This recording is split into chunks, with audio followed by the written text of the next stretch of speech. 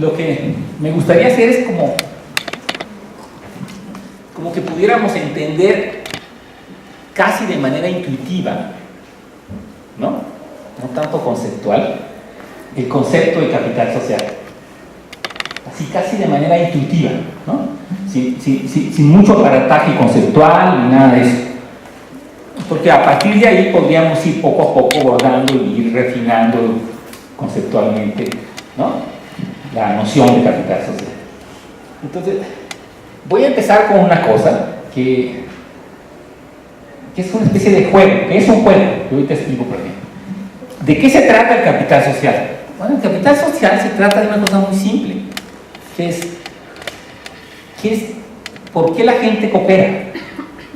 ¿Qué factores pueden explicar que gente distinta, ¿no?, rubios, blancos, burgueses, obreros, de derecha, de izquierda, ¿no?, alemanes y suizos, lo que ustedes quieran, ¿no?, los que están por López Obrador y los que están por Mir, los que ustedes gusten, con todas las diferencias radicales, pueden encontrar pautas de cooperación social entre unos y otros. De eso trata el capital social. El capital social trata de explicar por qué eso ocurre o por qué eso podría ocurrir. No necesariamente ocurre. Y la pregunta surge por una cuestión muy simple, porque las sociedades, en cualquier sociedad, si ustedes se asoman, incluso en cualquier comunidad, en cualquier institución, por ejemplo en la universidad hay cooperación, ¿no? Y la cooperación supone que hay coordinación de acciones. Por ejemplo, pues Jorge tuvo que pedirle a alguien que me llamara, ¿no?, para que estuviera listo el hotel, ¿no? Entonces pasó por mí, tuvo que coordinarse con alguien más en el coche, etcétera, etcétera. No sé si me expliqué, ¿no? Y la sociedad tiene que coordinarse para que cuando tú vayas al centro comercial encuentres la ropa que está ahí. Tienen que coordinar acciones. ¿Estoy siendo claro? Este es un tema muy importante. O sea, si no hubiese coordinación de acciones, no existiría sociedad. ¿Sí? ¿Estamos de acuerdo en esto o no? Imaginémonos que todos estamos sentados y no nos movemos, no nos coordinamos, pues simplemente los camiones no pasan, los productos no se producen, las escuelas no funcionan, etc. Pero hay varios tipos de coordinación. Y por lo tanto hay varios tipos de cooperación. La cooperación que le interesa al capital social es aquella coordinación que no es la que nos imponen las normas formales. Por ejemplo, yo estoy obligado a cooperar en el centro que trabajo, ¿no? Y ahí hay una secretaria que también coopera para que el trabajo salga, y algunos ayudantes y becarios para que, ¿sí me estoy explicando? Y el maestro viene y da la clase.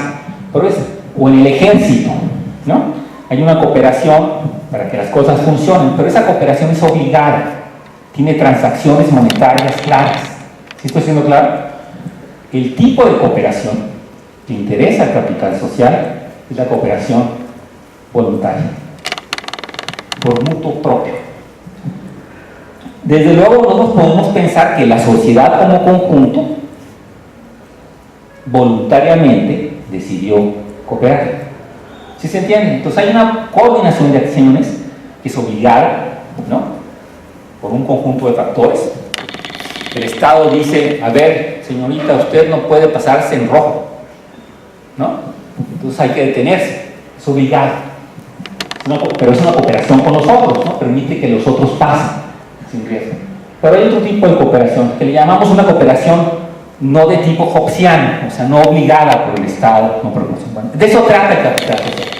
¿Qué factores hacen posible que la gente coopere voluntariamente, pudiendo hacerlo o no pudiendo hacerlo?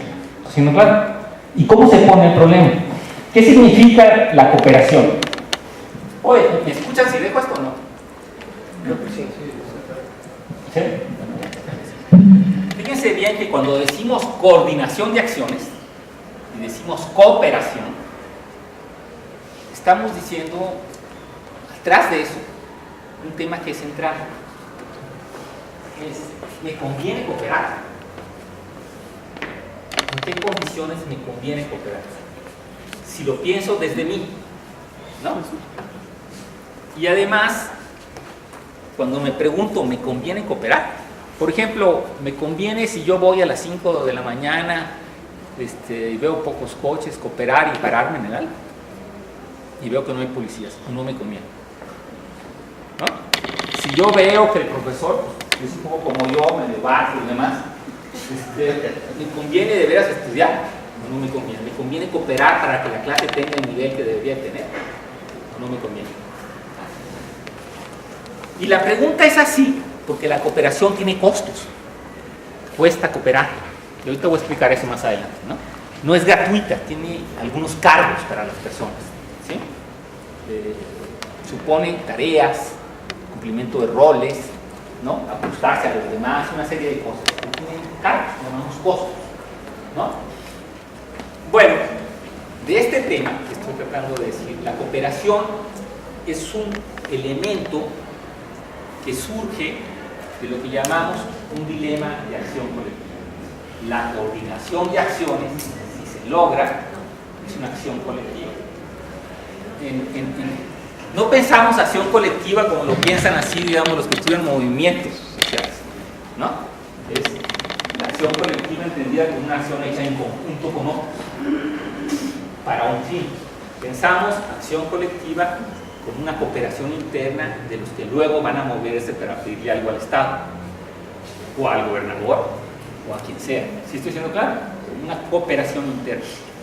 Entonces, esta dimensión de la cooperación supone que en estado lato, antes de que exista la cooperación, hay un problema de entrada, como un punto de partida, que lo usamos conceptualmente.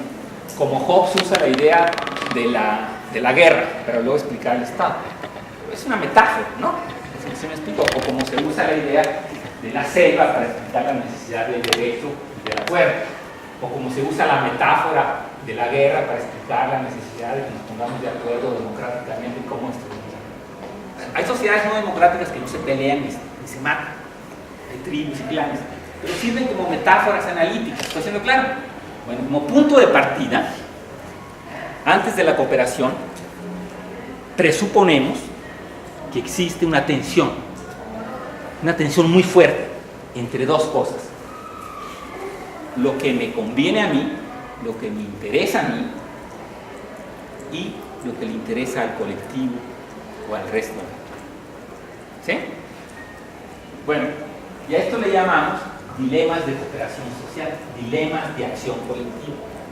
Puede entonces, si todos piensan que a mí no me conviene, no tendríamos coordinación de acciones voluntarias. ¿Estoy siendo claro? Por ejemplo, pongo un ejemplo y luego ya vamos por eso para terminar. ¿No? Llega Pedro López y le dice aquí a Jorge, fíjate que a mí no me gusta la manera en que este señor que trajo Jorge da la conferencia. Entonces yo creo que esos recursos no deben ser usados así. Vamos a hacer un movimiento de protesta. ¿No? El otro dice, no, espérame, pero ¿y para pedir qué? Bueno, pues para pedir que hagamos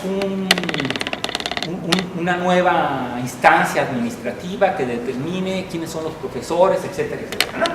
Quién regule administrativamente los espacios en la universidad y quién regule además las cátedras. No, espérame, es que me parece que es muy duro, va a tener costos muy duros para mí, ¿no? No me conviene. Pero le dice otra cosa, pero si tú haces un movimiento, tú vas al frente, pues yo te apoyo, ¿no? Entonces, ahí hay dos cosas que están sucediendo. Uno es, ¿cuánto me va a costar a mí cooperar con él? ¿Sí estoy siendo claro? ¿No? Y la otra es, bueno, si tú haces el movimiento, yo puedo hacer como que te apoyo, y si ganas, algún beneficio voy a sacar, aunque no coopere realmente. ¿Estoy siendo claro? Esto es como, por ejemplo, cuando le dices al amigo, oye, vamos a juntarnos 3, 4, 5 y hacemos un trabajo colectivo, ¿sí? Para tal materia. Y siempre hay alguien que en realidad no coopera tanto, ¿no? dice que va por el café, que dice el chiste, ¿no? Que la rana, y al final todos firman. Dentro de ese producto, que fue producto de la cooperación, hay acciones diferenciadas. ¿Estoy siendo claro? No todos cooperaron. Sin embargo, el resultado general beneficia a todos por igual. La calificación es pareja. ¿Estoy siendo claro? ¿Sí? Por ejemplo, pues yo voy y pago mis impuestos, pero él no. ¿No? Y entonces, de todas maneras, él disfruta de universidades públicas que se pagaron con sus impuestos, pero no cooperó para pagar. De todas maneras, toma el coche, usa la calle, que se pagó con mis impuestos, pero no cooperó. ¿Está siendo claro? ¿Sí? Entonces, el tema de la atención de la cooperación es que además de coordinar esfuerzos, tiene una estructura interna diferencial, donde alguien puede obtener un bien sin cooperar. ¿Estoy siendo claro? ¿Sí se entiende? Y entonces, si eso es así, ¿sí se entiende lo que estoy tratando de decir? ¿Sí? No este hombre que no paga impuestos, ¿sí? Se sienta ahí, ¿no? Una silla que compró con mis impuestos, ¿ok? Bueno, si eso es así, la pregunta es, ¿me conviene cooperar? Yo la paso bien sin pagar impuestos. Y de todas maneras, no me pueden excluir. Bueno, este bien, ¿no? Las calles, las sillas, nosotros los llamamos bienes públicos o bienes colectivos. Con eso termino.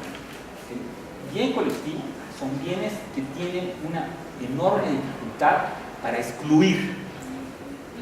No se puede excluir a este joven de que se siente aquí, no se puede excluir de que use las calles, no hay manera. ¿Sí? Y no se puede hacer porque son bienes cuyo uso, en teoría, no los desgasta, como el aire, ¿no? Tú puedes respirar cuantas veces quieras y de todas maneras yo podré seguir respirando. No son lo mismo que bienes escasos, que por ejemplo, si esto fuera un bien y se empiezan a llenar las sillas, en algún momento ya no hay donde sentarse, hay límites, ¿sí? Y entonces se puede excluir. Habría gente que no podría sentarse, o en un pastel, y empezamos a comer pastel, que es el que no siente. Bueno, ¿sí se entiende esta cosa? Entonces, los dilemas de acción colectiva plantean un problema de cooperación porque puede ser que yo tenga un beneficio mayor, incluso si no coopero. ¿Sí? Entonces, si yo quería ponerles una cosa, así como Hobbes pone la idea de la guerrita, ¿no? Y Goldman pone la idea de que si no hubiera democracia habría guerra, ¿no? Nos pelearíamos todos por el poder. Son metáforas, ¿no? Bueno, yo quiero ponerles un juego, ya que con eso terminamos, para que vean el tema de la cooperación. Esta cosa que está aquí es un modelo que se usa en teoría de acción racional, en teoría del comportamiento racional. Es una teoría que tiene un supuesto básico, que aquello que explica la conducta de cualquier actor, y aquí nos referimos a actores individuales, aunque sean actores colectivos, como un partido, un movimiento, se consideran como actores individuales. La unidad de referencia analítica de todas estas teorías son individuos. El partido es un individuo, actúa como un individuo. ¿Estoy siendo claro? Los movimientos del CENTE actúan como un individuo, ¿no? Pedro López actúa como un individuo. Están sometidos a la misma lógica. ¿Estoy siendo claro con esto? No hacen una diferencia entre, digamos, actores colectivos y no actores colectivos. ¿Estoy siendo claro? Bueno, entonces lo que tenemos aquí es una situación, piénselo como un juego, es un juego en realidad. Donde hay dos tipos que son apresados porque iban a hacer un delito. Entonces la policía, que es muy inteligente, los separa y les dice a otros, a cada uno, que si coopera con ella, es decir, no coopera con su compañero, deserta de cooperar con su compañero, va a obtener determinados beneficios. Va a tener, y por lo tanto va a pagar menos pena por el delito que cometió. ¿Sí se entiende? Le llamamos a esto una matriz de pagos, o sea, es un juego, o sea, ¿cuánto me costaría a mí si yo, por ejemplo, denuncio a mi compañero, ¿no?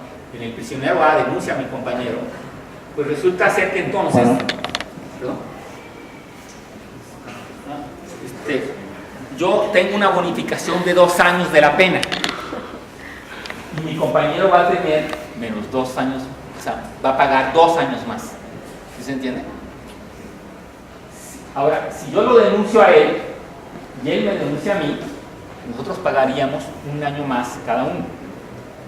Pero si yo coopero con él y no lo denuncio y él no me denuncia a mí, no hay evidencia, entonces estaríamos en el primer supuesto del cuadro. Tendríamos una compensación de 1, ¿se entiende? ¿No? Si yo lo traiciono, me bonifican 2 años porque entonces les doy materia para que lo puedan acusar. El tema es que él también me puede acusar a mí. Si yo lo acuso a él y él me acusa a mí, la ventaja comparativa se reduce. ¿Sí? ¿Sí se entiende la lógica o no? Entonces, la pregunta de esta cosa, este dilema, es ¿qué hago en una situación así? Supongan que ustedes están en una situación así. Vamos a desertar el tema. Pero en un dilema. A ver. No, la agarro, la de esta. ¿Seguro? ¿Hace falta eso? Entonces, el problema es determinar. ¿Está bien así? Sí, no, Disculpe la interrupción.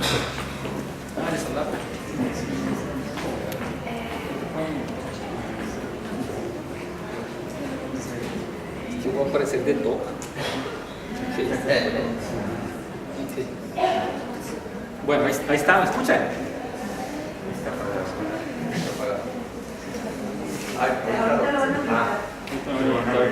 Bueno, ahí está.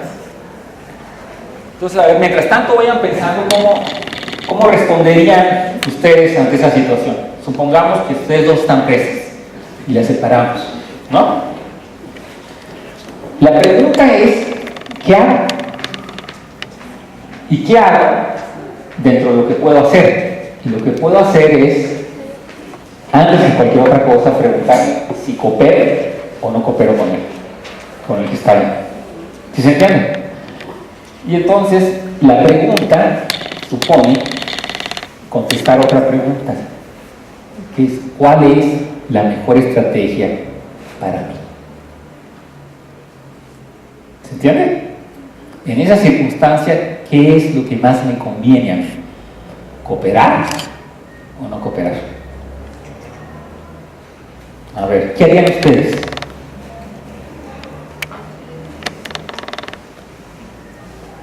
Cooperar voluntariamente, ¿se entiende, no? Sí, pero no sabes si la otra persona va a cooperar. A ver, ¿tú qué harías? Cooperaría, pero es un acto de fe porque no sé si la otra persona también va a cooperar. Tú cooperarías, pero yo no. ¿No? Entonces tu actitud es no racional. Está basada en un acto de fe. El tema es determinar cuál es la mejor estrategia que me acarrea menos costos para mí. ¿Tú qué harías?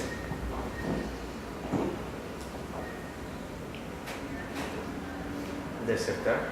¿Desertar? Sí. O sea, no cooperar con el otro. Bueno, ¿y tú qué harías?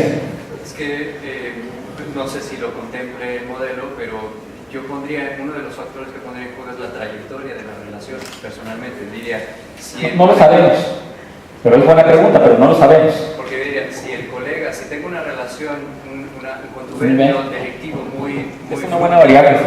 muy fructífero, me conviene. Pero supongamos que no lo sabemos. Ya. No sé. Yo voluntariamente cooperaría. Aquí hay dos. Uno desertaría y otro cooperaría. Eso quiere decir que como tú cooperas y él desertó, tú tienes 2 años más de cárcel. O sea, tienes una estrategia débil. Débil en el sentido de que no me protege del cálculo del otro. ¿Cómo se define una estrategia? ¿Cómo definirían una estrategia? La información de cuántos años a riesgo la tienen las dos personas. Sí, claro, ahí está. Bueno, la teníamos hace rato. Sí, la tenemos, son cálculos, ¿no? Porque la policía llega y te dice, si tú lo denuncias, te condeno 2 años, si tú lo ¿no? Ahora, el tema es que tú no sabes qué va a hacer el otro. Entonces, ¿cómo defino una estrategia ahí? Pues tengo que incorporar en el propio cálculo el cálculo del otro. ¿Sí o no? O sea, no puedo hacer una estrategia racional de manera voluntaria, ¿no? Así voluntariosa. Para que sea más o menos racional, tengo que decir, en la misma circunstancia que yo, ¿qué haría el otro? ¿No? Y puedo decidir, porque tenemos trayectoria que va a cooperar, pero puedo decidir que no. ¿Sí? Bueno, si ustedes ven eso, la verdad es que desde el punto de vista racional, de lo que más me conviene a mí, la estrategia dominante, la mejor estrategia, es desertar. Incluso sabiendo que el otro va a desertar. Porque eso me garantiza 1 año más, pero no 2. Porque el riesgo de que yo coopere y el otro desierta me puede llevar a 2 años. Entonces, en el cálculo, lo racional es decir, bueno, apechugo 1 año. Él deserta, yo deserto. Y entonces yo me cubro sobre el cálculo maximizador de ventaja que el otro quiere hacer. ¿Estoy siendo claro? Porque yo supongo que el otro va a actuar también protegiéndose y por lo tanto va a desertar. Y entonces se genera un equilibrio. Un equilibrio. Esto le llamamos equilibrio en Nash, donde no puedes mover una posición sin afectar. Pero eso no importa. Si se entiende aquí, es una estrategia dominante. Bueno, ¿cuál es la conclusión de esto? De este ejemplo. Y en eso está basada toda la teoría de Rational Choice, que a lo mejor ustedes saben, enormes, así, cantidades enormes. Bueno, la conclusión es que no es racional cooperar. No obstante, que puede lograrse el 1-1, una bonificación de que sería lo más racional para ambos. ¿Qué quiere decir esto? Bueno, quiere decir varias cosas. Que lo que resulta racional para el conjunto no siempre resulta racional para los componentes del conjunto. ¿Sí se entiende? Lo que resulta racional para la sociedad, por ejemplo, pagar impuestos, no todo el mundo lo asume como racional. Ya vimos que no paga, ¿no? La racionalidad conjunta, en general, no empata necesariamente con la racionalidad individual. Tenemos un dilema de acción colectiva, una tensión entre el bien conjunto y el bien individual. ¿Se entiende? Y esto lo expresa esto. Bueno, ese es el tema del capital social. ¿Qué podría suceder para que fuese racional cooperar? Porque de hecho, lo adelanto, es racional cooperar. Y además les digo una cosa, la gente coopera. Fácticamente podemos ver que la gente coopera. ¿Por qué si no es racional? ¿Estoy siendo claro con la pregunta? Bueno, a ver, les pongo un último tema y con eso ya... Lo que vamos a ver ahorita es por qué es racional, por qué sí conviene cooperar. El otro modelo que se usa para ver el tema de esta cosa de los dilemas de acción colectiva es lo que llamamos la tragedia de los comunes. Ya ahorita traté de explicar cómo hay bienes públicos, ¿no? Que son muy, por ejemplo, las calles y demás, que aunque no paguen impuestos, pues yo puedo usarlas, ¿no? Pero hay una cosa en este parámetro de los bienes públicos que se llama bienes comunes. Un bien común se parece a un bien público en el sentido que es muy difícil excluir a alguien de su usufructo, pero se distingue de un bien público en el sentido de que su uso sí puede agotarlo. Por ejemplo, en una cooperativa pesquera, ¿no? Es muy difícil excluir a alguien que no pesque en el mar. ¿Eso no es claro? Pero si yo lo tomo, pues se puede acabar los peces. No pasa lo mismo con el aire en teoría, ¿no? No pasa lo mismo con las calles, ¿estoy siendo claro? No pasa lo mismo con la educación, con una serie de cosas. Pero sí hay bienes que no excluyen, pero que se pueden agotar.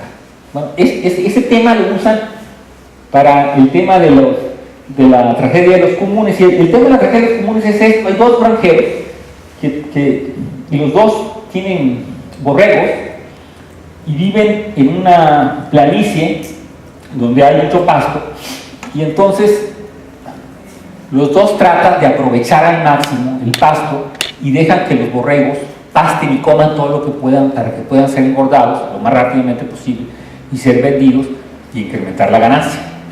Ahora, si yo hago eso, ¿cuál es el primer resultado? Si los dos hacen eso, ¿cuál es el primer resultado? Se va a terminar más rápido. ¿Eh? Se va a terminar más rápido. Se acaba el recurso. O sea, es un uso irracional del recurso, del bien, pero es un uso racional para cada quien.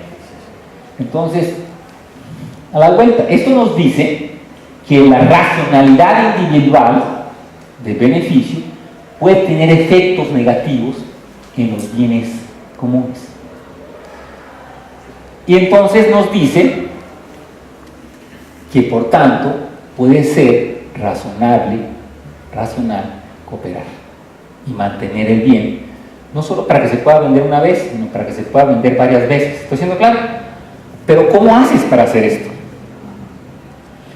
Porque yo puedo ir y decirle al otro: oye, pues ¿por qué no las pastamos nada más 3 horas al día, de tal manera que... Y el otro me puede decir: sí, perfecto, pero puede no hacerlo. ¿Estoy siendo claro?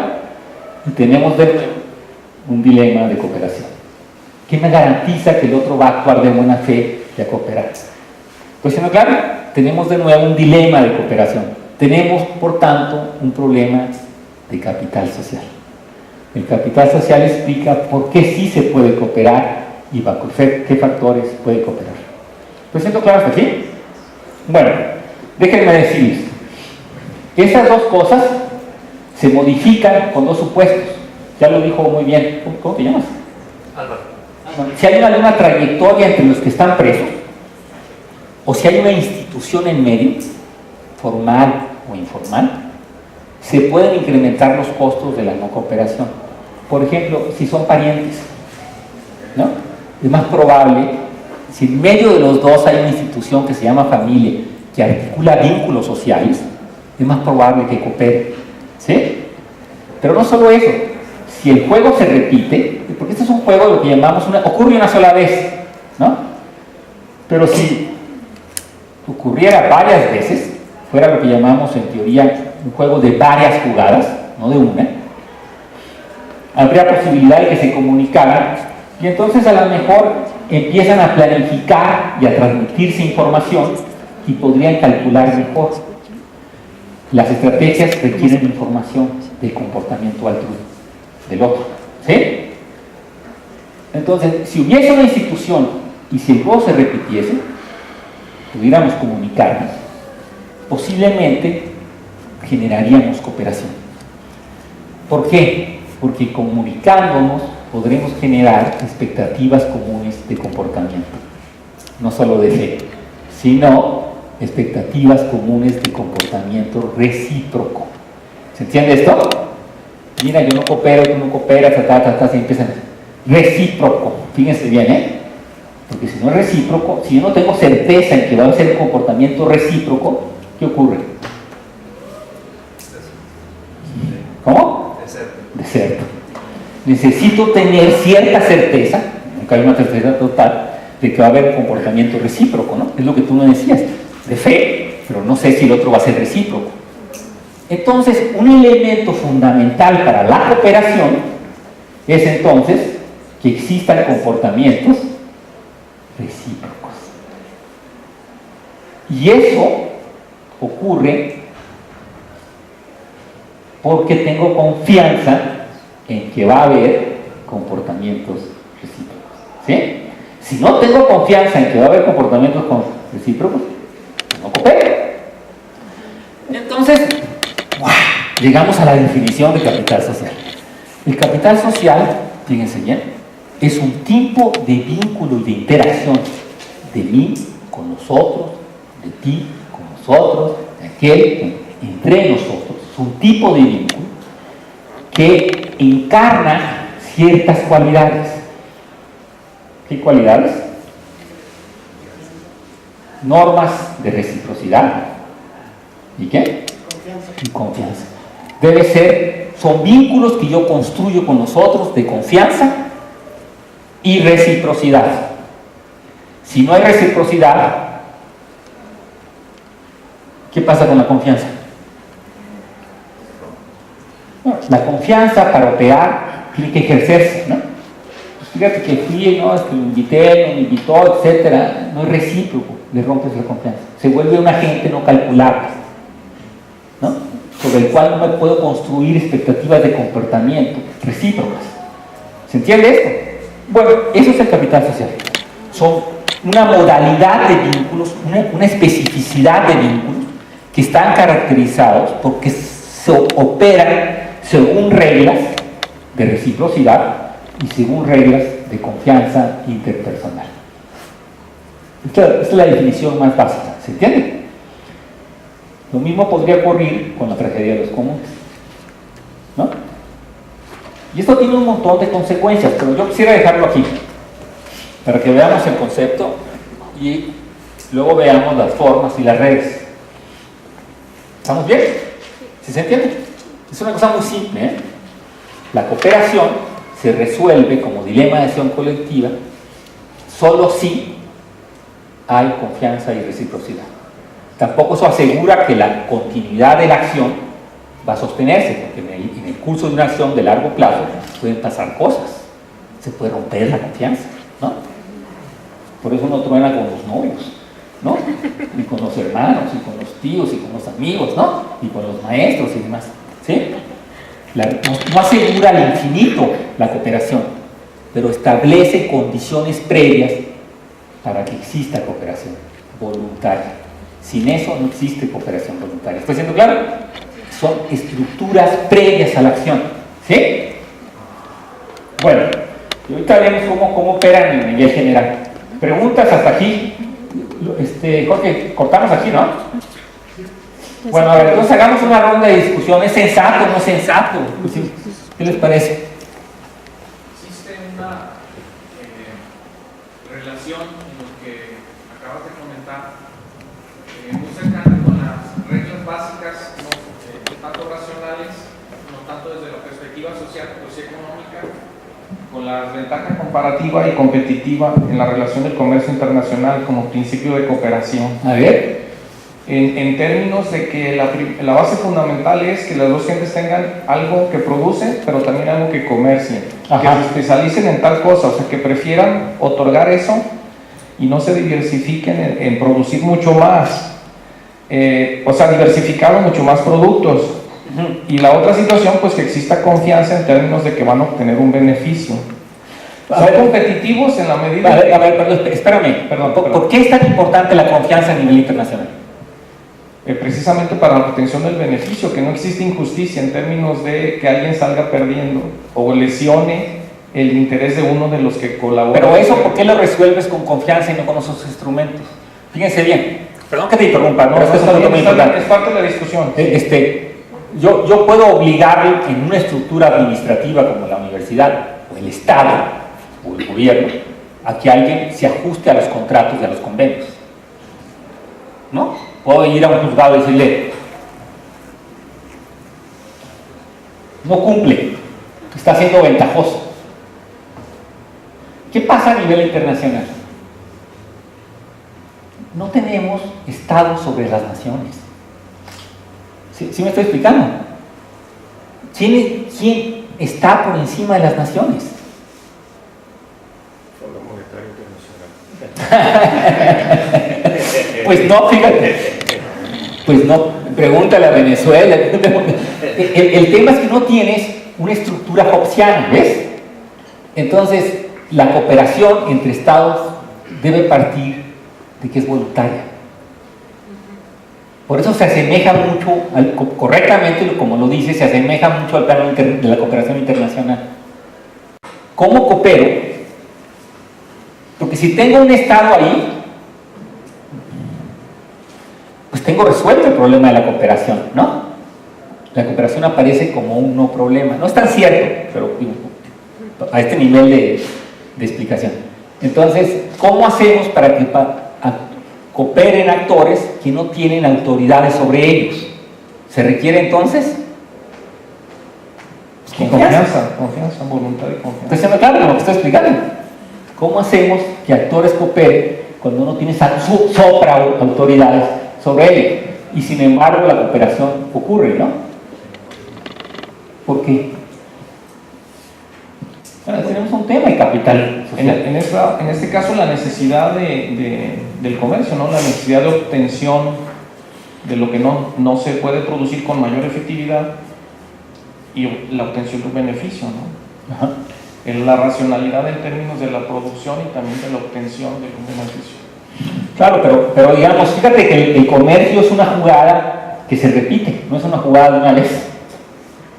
Resulta racional seguir cooperando, seguir comerciando. Es más racional, o sea, la ganancia es mejor a largo plazo si se repite que si es de solo una vez. A ver, déjenme ponerles un ejemplo. A ver, ¿por qué creen ustedes que puede funcionar la venta de droga a nivel macro y a nivel micro?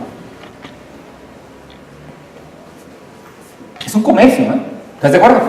Y a nivel internacional. Pero hasta donde yo sé, al menos teóricamente, no hay ninguna autoridad que regule ese comercio, ¿no? Que diga, a partir de mañana el kilo de tal va a costar tantos, y los expendios son tantos, ¿sí? ¿Cómo es posible que tengamos intercambios tan sólidos a nivel internacional, a nivel local, de barrios, sin autoridades que regulen? Hay redes colaborativas. ¿Eh? Hay redes colaborativas. ¿Y en qué se basan esas redes? Pues la búsqueda del interés, su interés de ellos, que son ganancias económicas.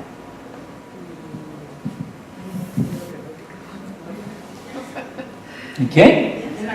Y Tiene que haber un nivel de confianza, ¿no? pero unas normas de ellos como grupo.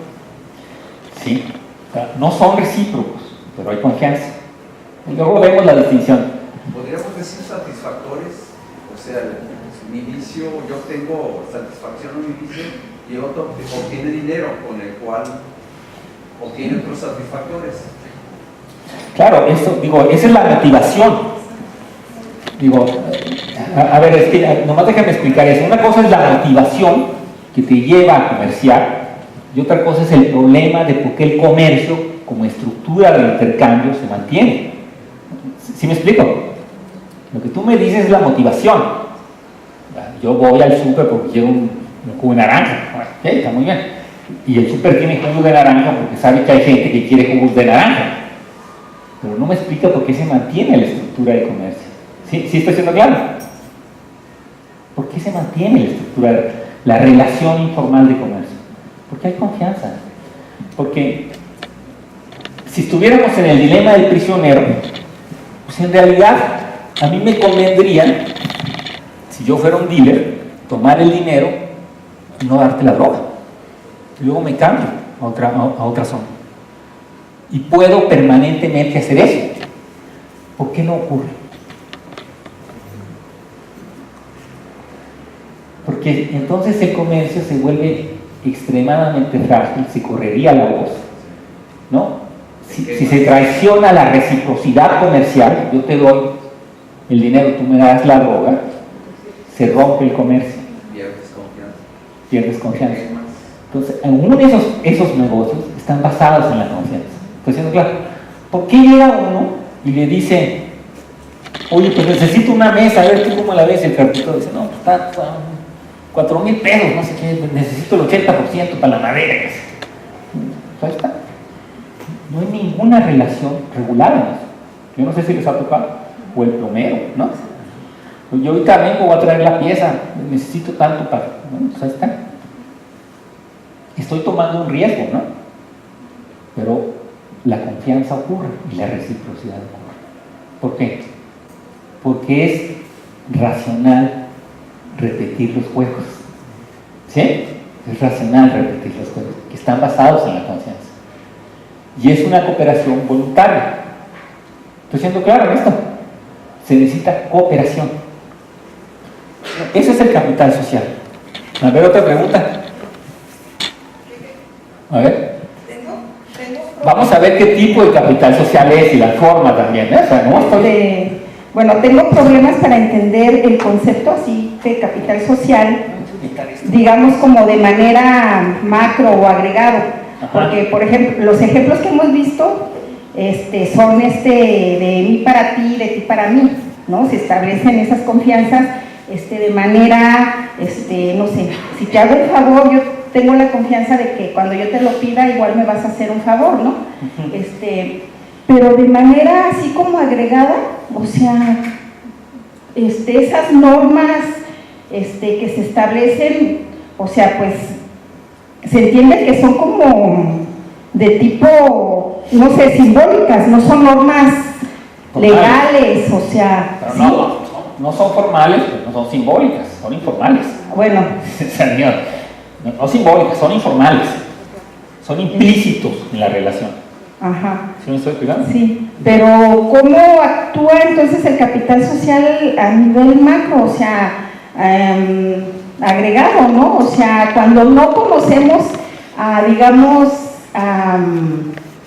al resto de los individuos, ¿sí?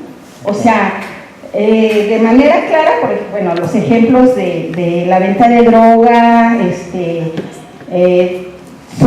aunque son redes grandes, de alguna manera se conocen, ¿no? Pero son cadenas, ¿no? Sí. Y los clientes con los dealers no se conocen todo y siempre. Bueno, pero entiendo la pregunta, ¿eh? Sí. Pero a nivel, digamos, agregado, ¿no? ¿Cómo se aseguran que esas normas de reciprocidad se establezcan o cómo se establece la confianza para... A ver, déjenme decirles una cosa. Sí, entiendo. Y ahorita explico lo agregado, ¿eh? Aquí tenemos un juego de dos actores, ¿no? Pero pueden ser N actores. Tú puedes decir toda la sociedad. ¿Sí me explico? Son temas modelísticos, no sé si me expliqué. No actor 1, actor 2, sino actor 1, actor 2, actor N. Tantos como existan en una sociedad. ¿Sí me explico? Y puedes complicar el juego. No cambia. La estructura es la misma, la estructura lógica. ¿Sí? Ahora, en términos modelísticos, ¿me explico? Porque habrá que ver si cada uno coopera con el resto y empiezas a acusar variables y se ha corrido este juego. Entonces, le corres al N desde el punto de vista matemático, da igual. Bueno, en fin.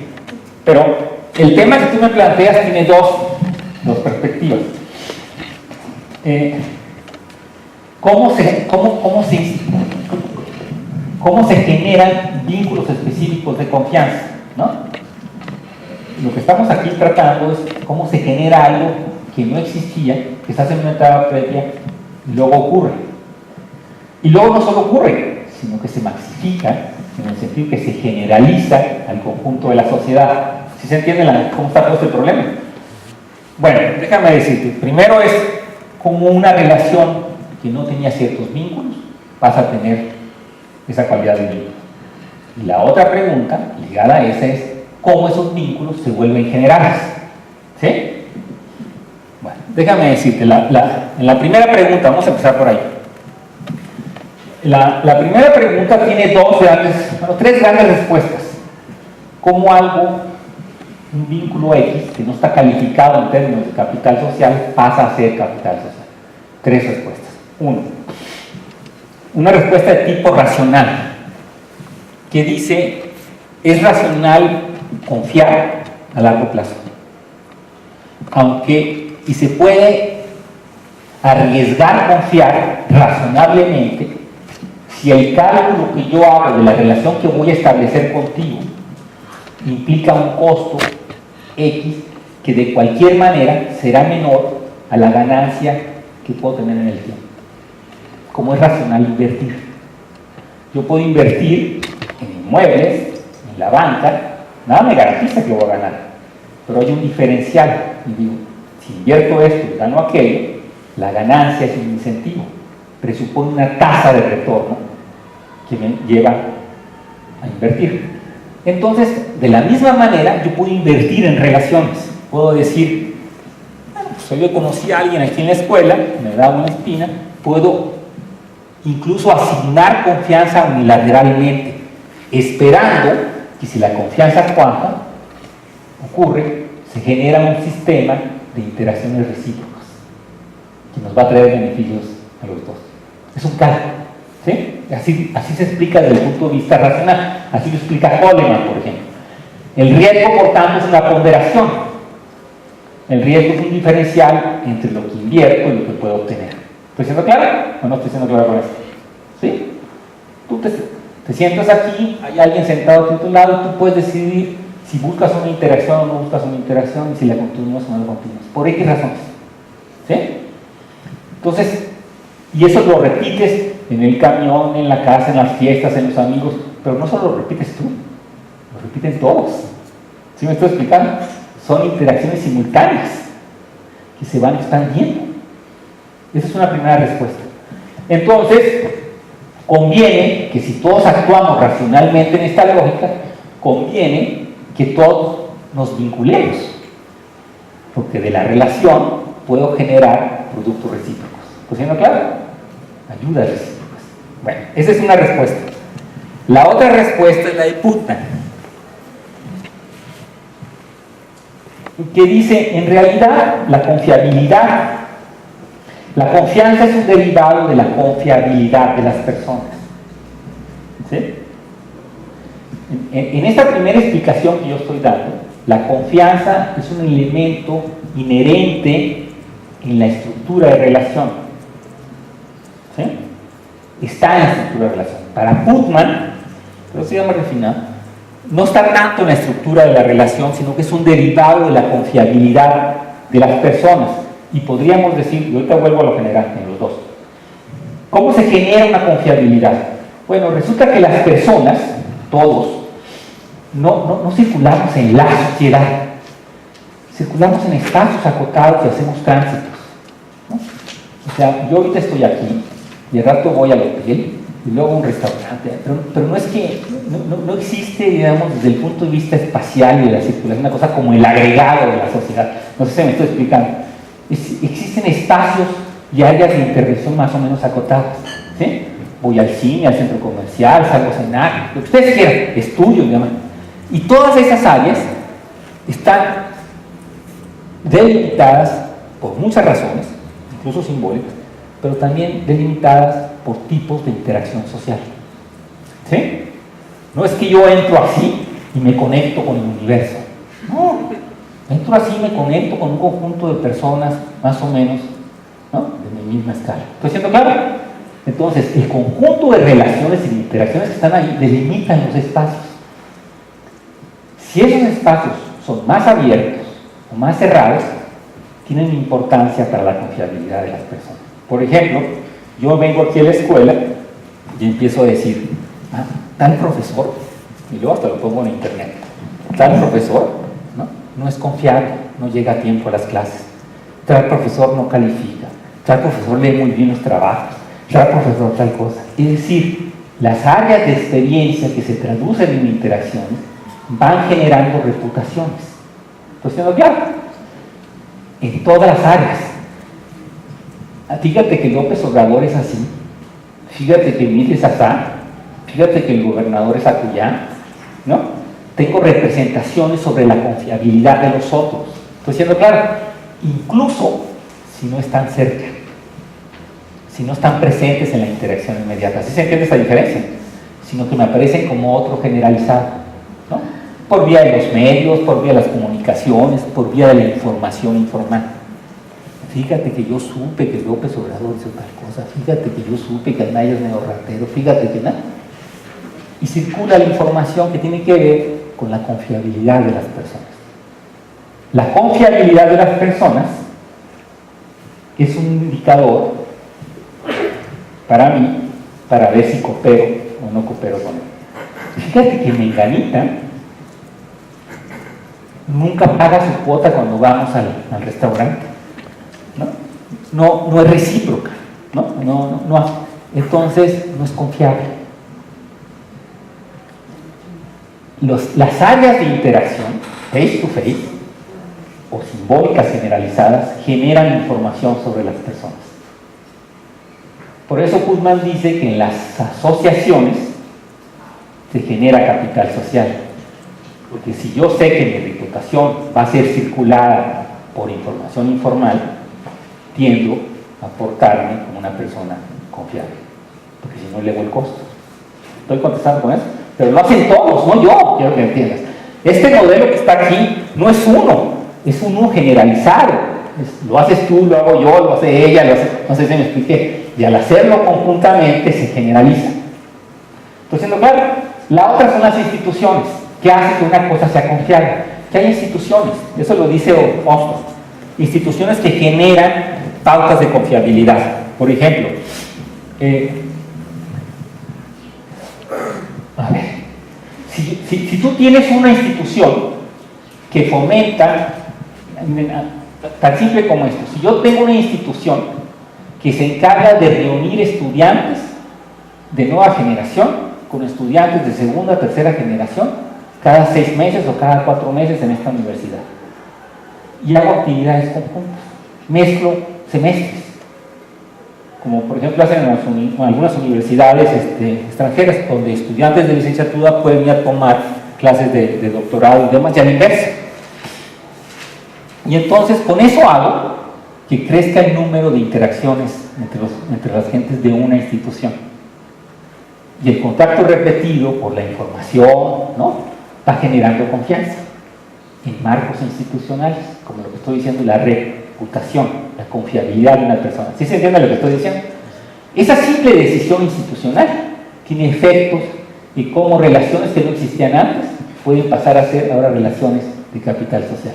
Hasta aquí. ¿Queda clara más o menos la primera pregunta? ¿Cómo algo que no tenía un componente ahora sí lo tiene? Vamos al problema de la generalización. ¿Ok? ¿Cómo, digamos, de lo micro? Pero voy a hacer un paréntesis además. Estas teorías son teorías de medio rango. Digamos, que entienden que la noción de sociedad es una noción un poco metafórica, ¿no? Porque desde el punto de vista individual, de la experiencia individual, uno no experimenta la sociedad así como una representación de segundo orden, ¿no? Lo que experimenta es la cotidianidad. Me bajo, la veo a ella, saludo a aquel, leo el periódico, pero no experimento la sociedad, no tengo experiencia de primer orden de la sociedad. ¿Sí se entiende esta cosa? No quiero enredarlos con eso. Entonces, la vida ocurre en estos planos intermedios, vía las interacciones. ¿Sí me expliqué? Pues resulta que el presidente, la reina, se levanta, desayuna, interactúa con su secretario, no sé si me expliqué, estructura un ámbito de experiencia cotidiana. ¿Sí? No sale y dice Inglaterra. No sé si me expliqué. Bueno,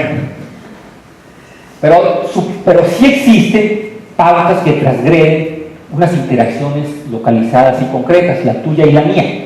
¿Sí? ¿Cómo ocurre esto? Bueno, en realidad el concepto de reciprocidad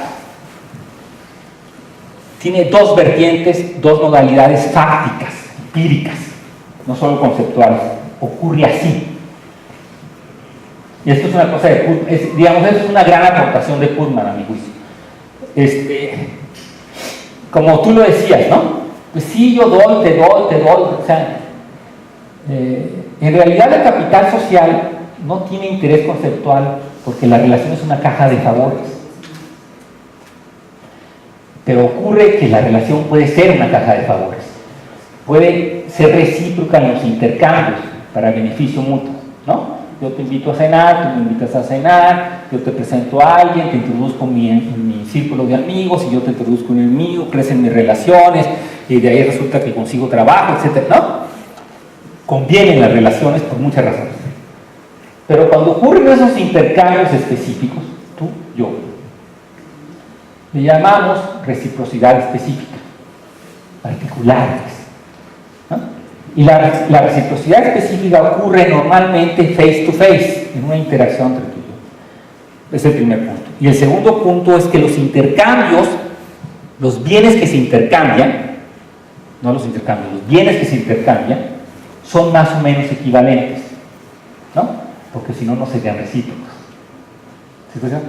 O sea, no es que yo intercambio un café por un coche, ¿no? Que tú le pagas el café y estás esperando que te dé un coche, digamos.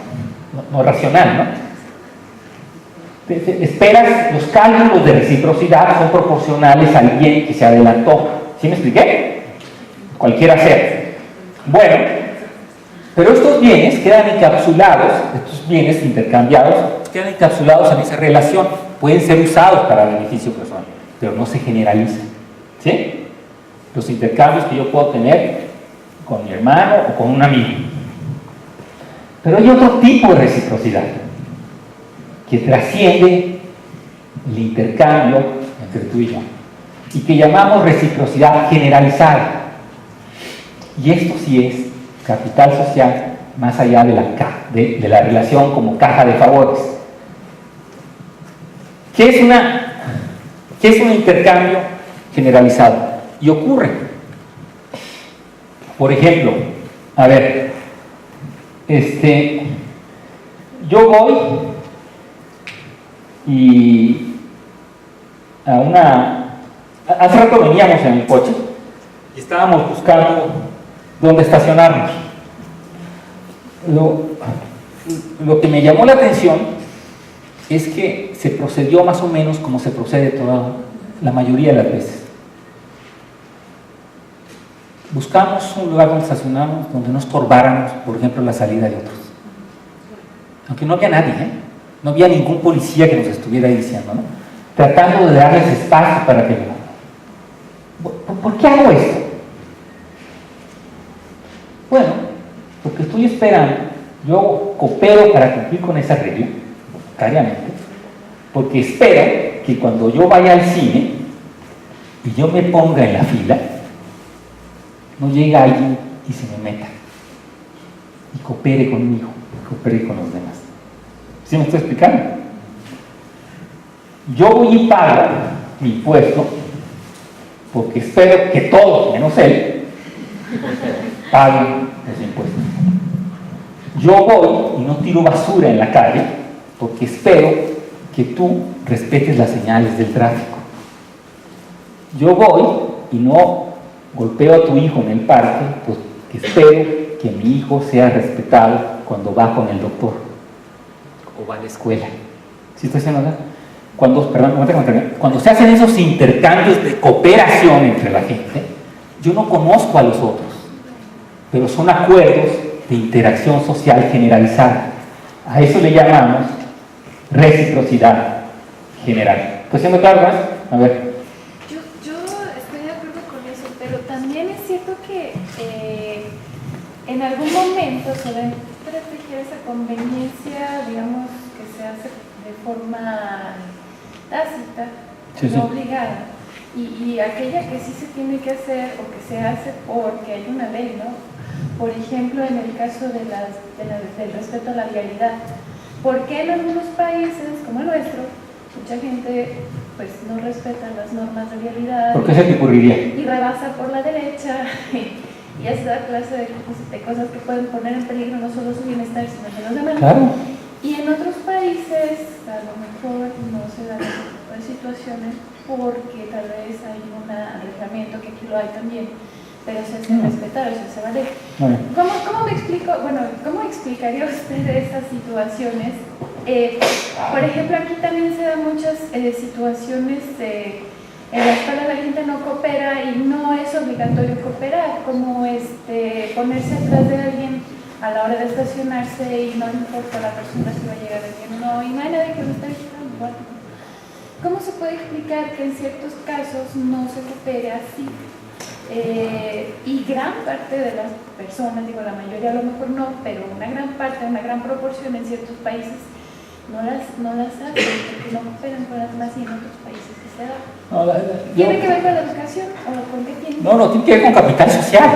O sea, el tema es el capital social. Sí, pero ¿cómo se explica? ¿Es un capital social que nace o se da a partir de lo que está impuesto por los reglamentos o de dónde? Mira, yo creo, primero una cosa, o sea, yo creo que la mayoría de la gente sí coopera. Si la mayoría de la gente no cooperara, sería realmente, hay porciones en toda sociedad que no cooperan, pero digamos, la apreciación, yo ahí sí discrepo, creo que la mayoría de la gente coopera. No sería posible, ¿me entiendes? Si no hubiera cooperación. Digo, no exageremos, o sea, sí hay una porción. Ahora, ¿por qué en unas se coopera más que en otras? Por ejemplo, en pautas de civilidad. Bueno, porque es un problema de reciprocidad social. Eso es lo que estoy tratando de explicar. Porque la manera en que te construyes al otro, lo construyes como alguien que no tiene confiabilidad, del cual no puedes esperar comportamientos recíprocos. Si tú no puedes esperar comportamientos recíprocos, ¿qué haces? ¿Qué es lo que haces? Desertas. Y entonces no me conviene cooperar, no es racional. ¿Para qué busco 15 minutos un lugar donde estacionarme sin estorbar? Si yo sé que luego el que sigue me va a estorbar. ¿Qué es lo racional? Bueno, pues por eso, es que es así de simple. Si no, a ver, lo que les quiero decir es que no hay una especie como de explicación mágica.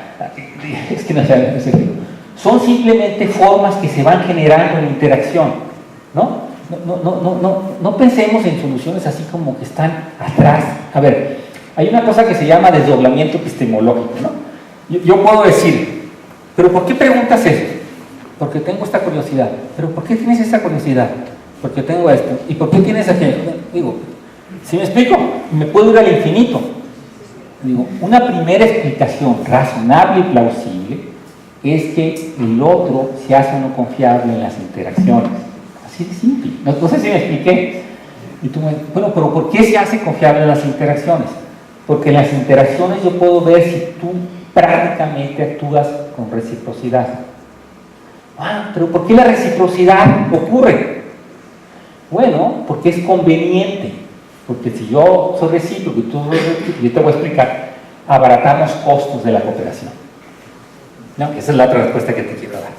¿Por qué coopera la gente? Bueno, a ver,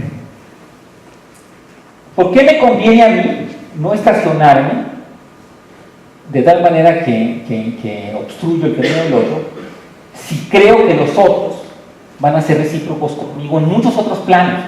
Van a cuidar de mi hijo, no lo van. Claro que ocurre que no lo cuidan, pero digamos, si la mayoría de la gente, si el 90% de la gente que lleva a sus hijos al parque fuera atacado, no habría parques. Digo, no sé si me explico, ¿no? Digo, tengamos proporción, ¿no? Si el 90% de las veces que voy a un restaurante la gente roba, pues no habría restaurantes, digamos, es un cálculo, ocurre, digamos, la sociedad se estructura, está ahí. Digo, yo parto de ese supuesto, no sé si me explico. ¿Sí? Sí, yo entiendo que uno puede decir está en crisis también, pero la verdad está ahí la sociedad. Uno va a los restaurantes, va al cine, me estaciono, compro cosas, tengo una suscripción de periódico y me llega en las mañanas. Tengo confianza, o sea, no sé si me explico, ¿no? A veces no llega, pero a lo largo del año llega suficientemente como para que yo pueda volver a contratarlo. ¿Sí me estoy explicando? Ocurren esas cosas. Bueno, déjenme decirles, ¿por qué ocurre esta cosa de la cooperación o por qué la gente no coopera? Bueno, tienes de nuevo tres respuestas que están ligadas a las tres teorías. Una respuesta es porque los costos de la cooperación pueden ser muy grandes y porque además se puede cooperar en la producción de bienes comunes, pero el costo de esa cooperación no supera los beneficios si no coopero. Voy a explicar esto. Supongamos que yo vivo en un edificio, en un condominio. Yo no sé si alguien de ustedes vive en un edificio, en un condominio o no. Bueno, vamos al tema de los impuestos. Yo no voy y pago mis impuestos, ¿no? Porque de todas maneras, como lo dije, voy a obtener los beneficios. Va a haber educación pública, va a haber maestros, ¿no? Aunque yo en lo personal no pague. Y eso es una actitud racional desde el punto de vista individual, ¿no? Para él. Este comportamiento, como por ejemplo el condómino que no paga la cuota, pero de todas maneras llega, se estaciona, usa la luz, el gimnasio y demás, ¿no? y se resiste a pagar la cuota voluntariamente, ¿no? Se llama el gorrón, o la teoría del free rider, ¿no?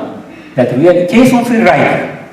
Pues el free riding es posible porque se pueden construir bienes públicos, beneficios públicos, sin que sea necesario cooperar. Por lo tanto, puede resultar poco racional invertir en la producción de bienes públicos, ¿no? Si yo de todas maneras llego y me estaciono, me tiene sin cuidado donde me estacione, ¿no? Mientras que la mayoría de la gente coopere, yo puedo tener una ventaja. Entonces no respeto la ley, no respeto el tráfico, ¿no?